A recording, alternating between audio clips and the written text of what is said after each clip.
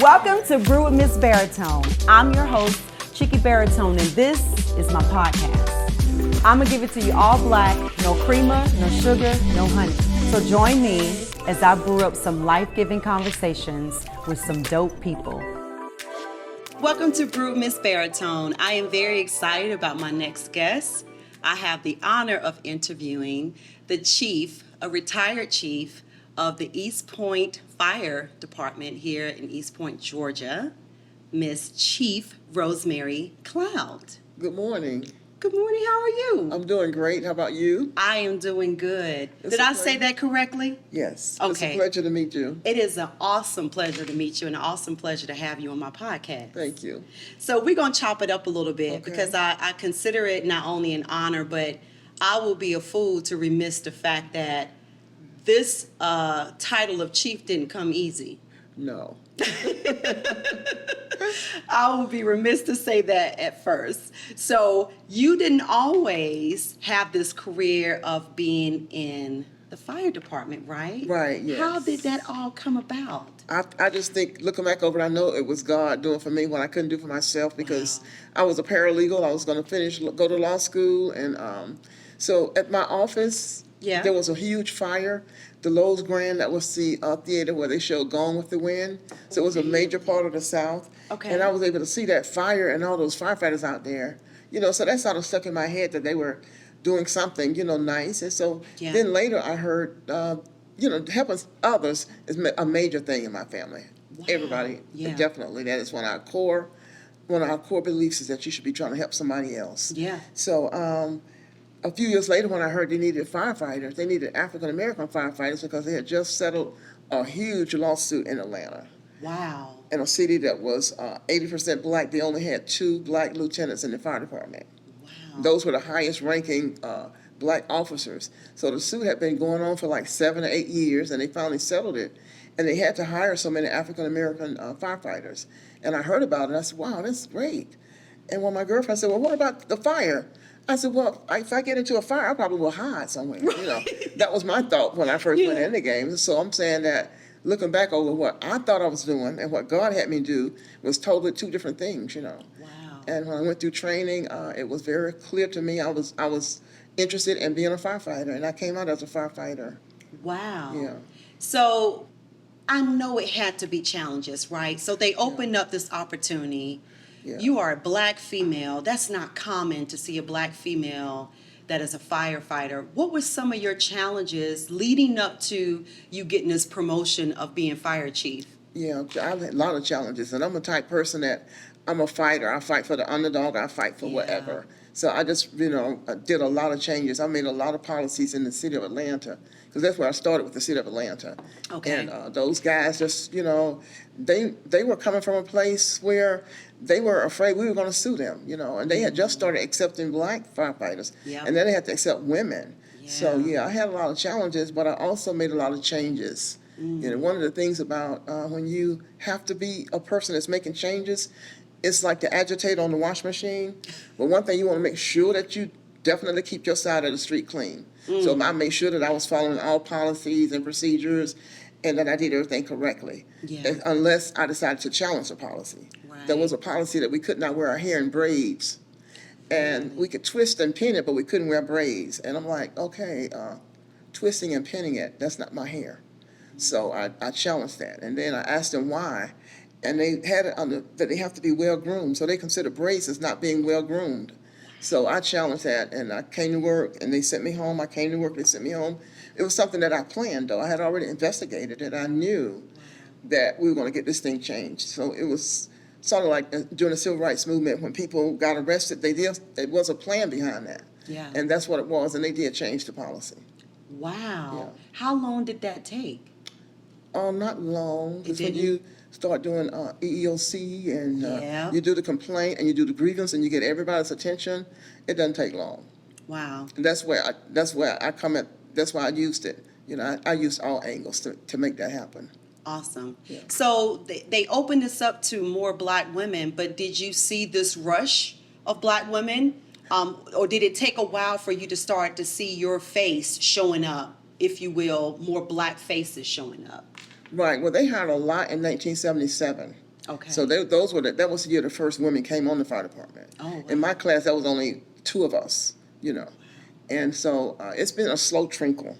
Yeah. And when my mentor, Chief Minor, he was fire chief of Atlanta, when he took that position, he started going out actively trying to recruit women. And so as a leader, from my background, what I have learned is that one of my girlfriends, that she liked to do gardening, and I was telling her, I said, well, I want you to help me plant me some flowers. She said, well, a lot of people make a mistake. They go out and buy a lot of expensive flowers, and they don't consider the soil. They need to treat the soil first and get it ready. And so that's what I felt going as a leader when I took over in my position, is that I need to treat this soil, because these guys that I came in contact with, these white guys were like they were in a jungle, and they came swinging on the vine. Right. And it don't take much to stop it. But I think, to be fair to them, they should have been well groomed. They should have been well trained, and there should have been policies in place. So I just believe in recruiting minorities, but you also need to make the environment safe for them. Yes. Make it so that they can stay there and promote and retire.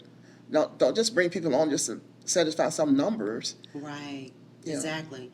And do you feel like, were there certain, outside of creating these policies to accommodate this change, do you feel like it was enough to accommodate women coming into a field and profession that is predominantly men? Like, when you look at it then and when you look at it now, does it make it conducive for a woman to want to be a part of it? No, it wasn't that way. It did not make it conducive. And it was, the fire chief, before my mentor took over, referring to all of us as firemen. It's just the word, firemen.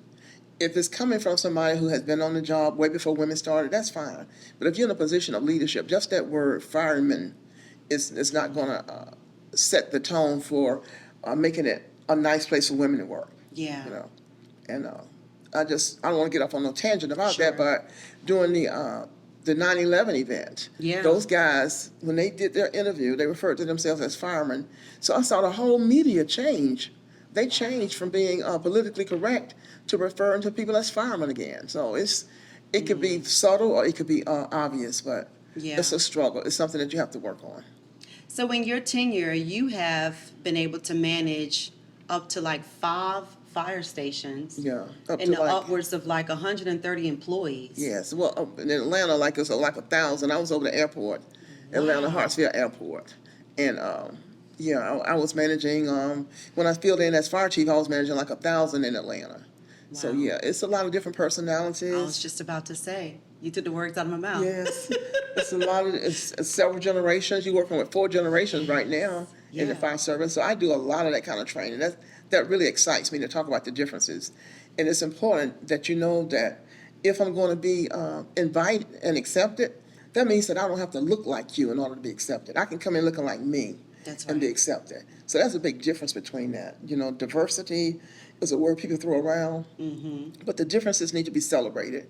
The generational divide, and then the race difference. That those things need to be celebrated. Yeah. Yeah. So it's a service industry. Do you feel like I'm just really kind of learning a lot about the service industry in reference to the pay grades and I still feel like it's still not a situation where salaries are being respected across the board. Is that still the case as it relates to women and men that are firemen or firewomen? I don't know. I don't think that's the case. You don't? I don't know. I don't think that's the case because people realize that they can end up in federal court if they don't do certain things. And I've been to federal court testifying for several people before. Wow. So Atlanta is very familiar with the fact that they can be taken to federal court. And I think that had a lot to do with changes in terms of being paid the same salary. It's pretty much got to be the same way because there's a scale. Yeah. You're talking about civil service. Yes. So you get some protection there. If it was a private company, that would be different. But that's why I've always wanted to do civil service because I knew I don't really fit the mold to be private, being a private enterprise. Right. Yeah. And and it sounds like to me they gave you this name Thundercloud for a reason. Oh yeah, they used to. They were. one thing they did was they, like my name is R.R. Cloud. Right. And you have that on the plaque, on the everybody's listed on the thing. Yeah. On the board. And then everybody has a duty to do. Right. So my name is R.R. Cloud. They took the C off of R.R. Cloud and made R.R. Loud. And then I found out later they would call me Thundercloud. Here come Thundercloud, you know. So when people ask me, how hard was it? It really was not that hard. Once you spank a few people, then you don't really have that problem because it's easy to get certain people in place, you know, and they won't challenge. If they see that I stood up to some, in my station it was 5 blacks and 5 whites. And the black guys were so strong and so supportive, you know, and the white guys were just the opposite. And the officers were white. And so I rode on I like to ride on the engine, but what people don't realize is each truck has a duty. The shorter truck has water on it. That's the truck that's going to put the fire out. And on each person sitting on that truck has a different duty. If it's my job to go in with the nozzle, if I'm on the nozzle side, then I know I got to pull that hose off and run into that building. You know, I know that I got to be the first one going in with the officer. If I'm on the other side, then I know I got to help the driver get water to the hose. So all those things were different. And one particular day, all of the blacks were on that engine except me.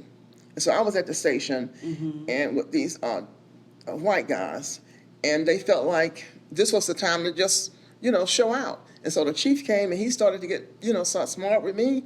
I said, Chief, I know you don't think that just because it's only me here that you're going to talk to me that way, because I'm not afraid of any of you. It does not make any difference to me. I don't have to have backup. You know, all I do is make a phone call.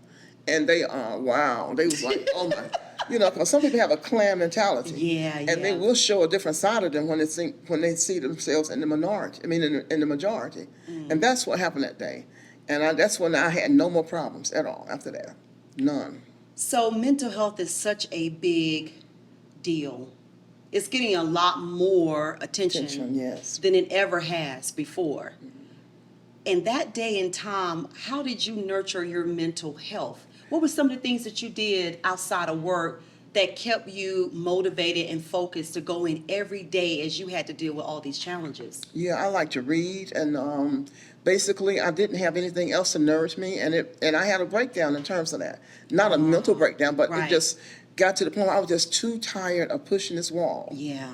And then it just occurred to me that God was in charge. It wasn't me. And so when I decided to turn everything over to God, yeah, my life just changed. I mean, it's like 360 degrees. I mean, it changed 100%. Yeah. You know, and things just opened up for me. I became a driver. Because before I was focusing on all the things that were negative. Yeah. These guys had to test before we did. They were given information way before we were. Wow. And one of the things they did to me as a firefighter, they tried to withhold information and prevent me from driving the fire truck through policy that says that, well, you got to have this learner's license to be able to train on the fire truck. So, you got to fill out this form in order to get the learner's license. Oh, I can't sign the form because you haven't done this. So it was that kind of thing. Yeah. You know, so, but anyway, once I turned it over to God, I became driver, lieutenant, captain, my life just took off. Awesome. You know, so yeah, that mental health is important. Yes, absolutely. Yeah. So what was the deciding factor for you to say, hey, I'm ready to retire? I don't know. I just felt like it was time for me to go. Yeah. You know, but now I look back over it, it's not time for me to go. I need to be back in there because I've been retired for 6 years. When 2020 happened, that was incredible for me because I'm a civil rights activist. Okay. I work with some of the people that work with Dr. King. So when there's a social uprising, we get in there and we get involved. So here I am at home. I don't have anybody who's in the clique, anybody who, you know. So I see George Floyd happen. Yeah. And I see the reaction. I'm so proud of the millennials for what they did. Yes. I am so proud of them. Yeah. And then I see that, and then I see the coronavirus. Yeah. And we have been studying for a pandemic for like 12, 15 years. Wow. So when I went, we knew this was going to happen one day. It only stands to reason. The last large pandemic was 1918. 50 million people were infected. Yeah. You know, and it killed like 600,000 Americans. So I had partnered with Fulton County, and we did a strategy preparing for the coronavirus, a pandemic. Just we didn't know what it was going to be named. Correct. And it was done. We picked the College Park Convention Center as a place to do mass vaccinations, as a place to do mass treatment. Yeah. So I went there and I saw everything that we had written, every plan that it was being done. And I'm like, oh my God. And that what made me realize that I really want to be back at work. I want to be back in the game, Wow. because I see that, hey, you're pretty good at this, Yeah. So have you taken any opportunity to kind of ease back? Not yet, just a few, Yeah. I'm doing some training next month. Okay. And so I'm taking baby steps. Yeah. You've had some pretty remarkable accolades to your career that I just really have to make mention that I want you to expound on because you went through it, not me. But, just your training with Harvard, being recognized at the White House, talk to me about how that felt to get recognized on a national level. I felt incredible to be at the White House in the East Wing, working all day long. We actually started in the Situation Room. Everybody wanted to see that. Yeah. So it was incredible to do that. It was an honor. Yeah. I was one of 12 that were invited to do it. And we reviewed the national strategy on Homeland Security in terms of what the fire department should do. And pandemic was one of the key things that took place there that we looked at. Yeah. So, yeah. Because doesn't every sitting president experience some sort of a pandemic, or it might not some sort of a pandemic, but something that could potentially get to a pandemic? Absolutely, absolutely. Right. And President Obama had written the right strategy. His strategy was 100% what we needed. But at the time, this was a perfect storm, having President Trump in charge. Yeah. And then there'd be a pandemic. It was a perfect storm. George Floyd was a perfect storm. It created a perfect storm for change.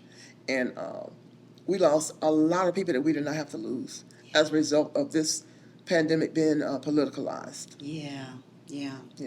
So outside of your career, what are some of the things that you enjoy doing? I mean, you have been heavy into this fire industry. So what are some of the most lighthearted things that you enjoy doing outside of fighting fires? Well, I always wanted to skydive, so I did that. What? Yeah, me and my granddaughter, we did skydive. She was taking. I didn't tell anybody in my family because my family is extra. So I didn't tell anybody in my family that I was going to do it. So she took me. Okay. And then when she got there, she decided she wanted to do it. So it was tandem, of course. I had the guy on the back helping me. Yeah. But that was a beautiful experience. I loved it. Yeah. How long ago was this that you did this? Right before the pandemic, I think. Yeah. Really? That's pretty incredible. Yeah. And then we did the parasailing. I like doing that. Okay. Right now, I'm trying to learn how to sew. Okay. Wow. That's a challenge. You are a woman of many talents. I just don't have that engineering mind. Christina was telling me about your engineering background. Yeah. I just don't have that kind of mind. If I have a box, I need to put it together. I'm going to mess it up. So sewing is not going to be easy, but I'm determined I'm going to learn to do it. But you have this gift of bringing calmness to chaos. Yeah, that's what we do. Which is pretty amazing. I don't have that. Oh, okay. I will probably go into a chaotic situation and do more harm to it because I am, the ability to shift in a way of something that is so chaotic it takes more of an adjustment for me. Sounds like to me your gift is to go in and make it happen. Right, and then you just reminded me of one of the things that I'm most proud of is that I was on a fire in Atlanta, and it was two guys there, and the police were there, of course. And he coming up to me cursing, "Look at how slow they're doing. Why are they going so slow? Why did they go in there and do this?" And the police are standing like, "All you got to do is give me the word. I'm going to lock them up." It was two of them. Wow. So I was at the back of my car, and they were still in my ear. So I said, "Hold on, let me listen to the radio." Yeah. And then the one said to the other, "Hold on, man, she's trying to listen." And it just clicked in my head. These guys were trying to do the right thing. These guys are invested in this situation because they have put themselves out there. Yeah. So I had one of them in control of I gave one of them the duty to be in control of the inside of the building where, what is his name? The engineer was. Okay. So he was assigned to go and be my liaison between the engineer, and the other guy was assigned to me to help me listen on the radio. And they worked all night long. I gave them different assignments, and so I ended up writing them up for an award. And this was a situation where they ended up becoming the Citizens of the Year for the state of Georgia. Wow. as a result. And it could have been something that would have ended in arrest because, you bring order to chaos. Sometimes chaos is really trying to help you too. And that's what I just thought of when you said that.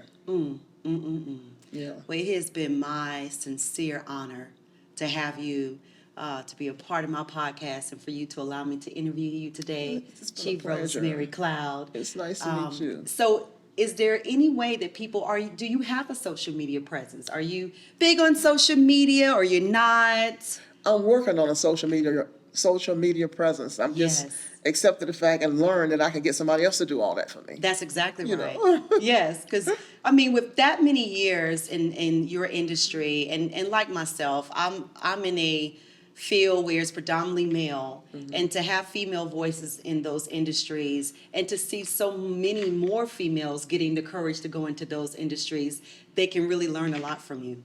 Right, and if you just give me one more second, I'd like to give a shout out to the females. Because, Absolutely. I was the first, and Tommy Deutsch, over the 100 Black Men, the one that's affiliated with the 100 Black Men, told me that it's okay to be the first, but not the only. And so the second one, we were all in executive development training. Every female fire chief started at Berkeley.